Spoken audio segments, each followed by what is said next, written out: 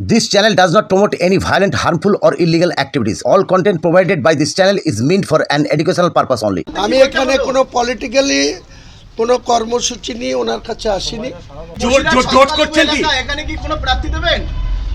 এসব নিয়ে আপনাকে দরবার শরীফে কোনো সংখ্যালঘুদের এখানে আপনি কি প্রার্থী নিশ্চয়ই পারতে হবে। ওটা পলিটিক্যালি কিছু বিষয় নিয়ে আজকে এখানে আসিনি।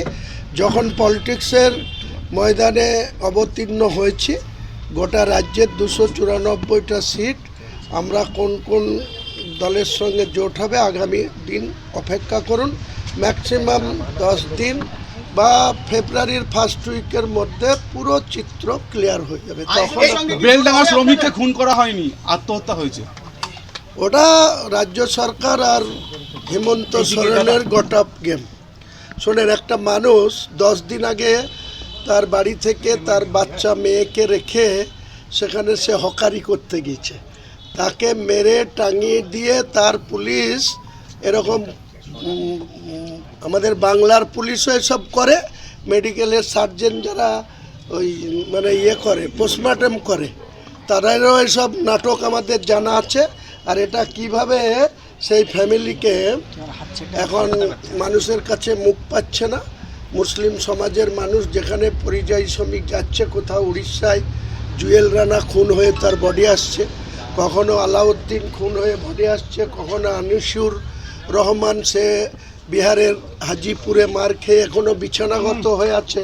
আর এসব নাটক করবে, এসব জবাব আগামী 26-এ। এই নিয়ে তো একটা ব্যাপক তুলতালাম হলো এলাকায়, সেখানে আমিও গিয়েছিলাম, বেলডাঙ্গাতে আমিও গিয়েছিলাম। দেখুন, উত্তেজিত জনতা যে সমস্ত ঘটনা ঘটিয়েছে, যেদিন শুক্রবার ছিল সেদিনকে আমি অলরেডি 16 তারিখ ছিল, আমি ব্রিগেডে ময়দানে 1 ফেব্রুয়ারি মিটিং করব বলে 6 তারিখ আমি ব্রিগেডের যেনারা আধিকারিক মিস্টার কর্নেল ত্যাগী, ওনার কাছে ডকুমেন্ট সহ জমা দিয়েছিলাম ব্রিগেডের এনওসির জন্য। উনি 6 তারিখের পরে 8 তারিখে প্রসেস করলেন, আমাকে 13 তারিখে ডাকলেন। 13 তারিখে একটা চিঠি ধরানো হলো, সেই চিঠিতে বলা হলো 16 তারিখে বেলা 1টায় আসতে। আমি 16 তারিখে সকালবেলায় আমার বাড়ি থেকে 7টার সময় রওনা দিয়ে আমি কলকাতায় ঢুকে নামাজ পড়ে জুম্মার তারপরে ত্যাগী সাহেবের কাছে গেছিলাম।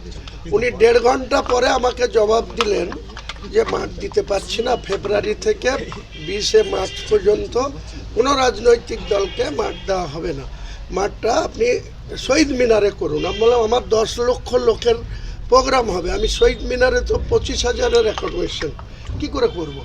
তাই সেই মিটিংটা তখন যখন আসছিলাম, রাস্তায় যখন জাগুলিয়াতে আসি, তখন আমার কাছে খবর আসলো যে আলাউদ্দিনের ডেড বডি এসছে, আমরা রাস্তা অবরোধ করব। আমি নিষেধ করেছিলাম যে হটকারি করো না, এনএইচের মতো রাস্তা তোমরা অবরোধ করো না, তোমরা দুপুরবেলায় জানাজা করে মাটি দিয়ে দাও, আমি সন্ধ্যার মধ্যে তোমাদের বাড়িতে আসব, এসে বেলডাঙ্গা প্রশাসনের সঙ্গে এসপির সঙ্গে কথা বলুন। কিন্তু ওনারা হটকারি করে অবরোধ করেছিল, 7 ঘন্টা অবরোধ ছিল, সেখানে কোনো অপ্রীতিকর ঘটনা ঘটেনি, শুধু সাধারণ মানুষের যাতায়াতের অসুবিধা হয়েছে। জানেন, একটা এনএইচ হাই রোড, সেই রোড যদি 7 ঘন্টা অবরোধ থাকে, রেল অবরোধ থাকে, সেটা অনেক মানুষের ক্ষতি হয়, আমরা এগুলো করি না। পরের দিন হঠাৎ করে আবার ওই আনিসুর রহমান হাজিপুরে মার খেয়ে সে বেলডাঙ্গা হসপিটালে ভর্তি, ওকে রেফার করেছে বহরমপুর মেডিকেল কলেজে। কে বা কাহারা গুজব ছড়িয়ে দিল যে আনিসুর রহমানও মারা গেছে। আমি তখন বেলডাঙ্গায় আমার পার্টি অফিসে প্রেজেন্ট, বেলা 11টা বাজে আমি প্রেজেন্ট ছিলাম। ডোমকলে সেদিন আমার সভা ছিল বেলা 2টোয়, আর আমাদের তৃণমূলের যুবরাজের জেনারেল সেক্রেটারি এমপি, তিনার সভা ছিল বহরমপুরে।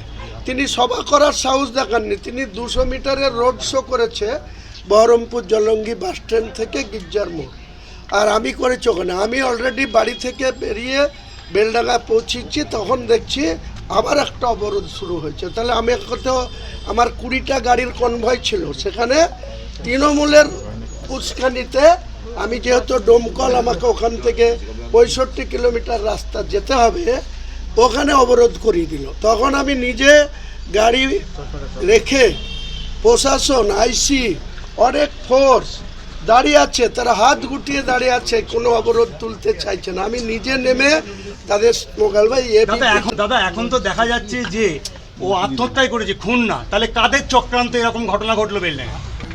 দেখুন, আপনারা যে রিপোর্ট এসছে রাজ্য সরকারের মাধ্যমে হেমন্ত সোরেনের ঝাড়খণ্ডের প্রশাসনের পক্ষ থেকে, তার বেসিসে আপনি বলছেন, কিন্তু আমি বলছি তার বাবাকে, তার মাকে, তার 3 বছরের বাচ্চা মেয়েকে আমরা চিনি, জানি।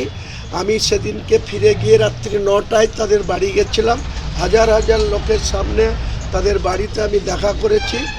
আমি বলছি নিশ্চিত যে আলাউদ্দিন খুন হয়েছে। তার কাগজ কলমে যতই তাকে চালানো হোক যে তিনি সুসাইড করেছে, এমন কিছু ঘটনা তার বাড়িতে নেই।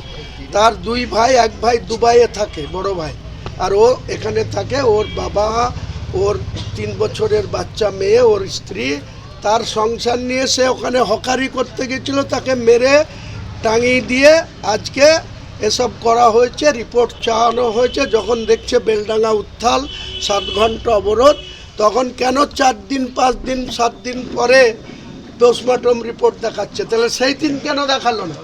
সেই দিন কেন রাজ্য সরকার, যখন অভিষেক বন্দ্যোপাধ্যায়ের হেলিকপ্টার প্রয়োজন হয়, তখন হেমন্ত সোরেনের হেলিকপ্টার নিয়ে তিনি বাংলার সভা করে বেড়ায়, আর যখন বেলডাঙ্গা 7 ঘন্টা অবরোধ হচ্ছে, তাহলে বাংলার মুখ্যমন্ত্রী বা পুলিশের ডিজিপি কেন ঝাড়খণ্ডের ডিজিপির সঙ্গে কথা বলে সেই দিন সামনে আনলো না, যেটা সুসাইড কেস, এটা কোনো রকম মার্ডার না?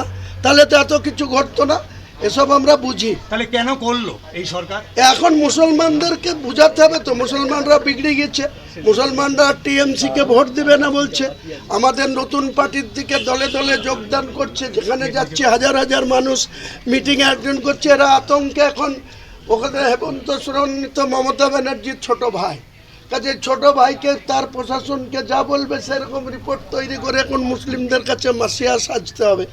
এতদিন 11-14 বছর মিথ্যাচার করে এসছে, একই লাইনে খেলছে, খেলতে দিন।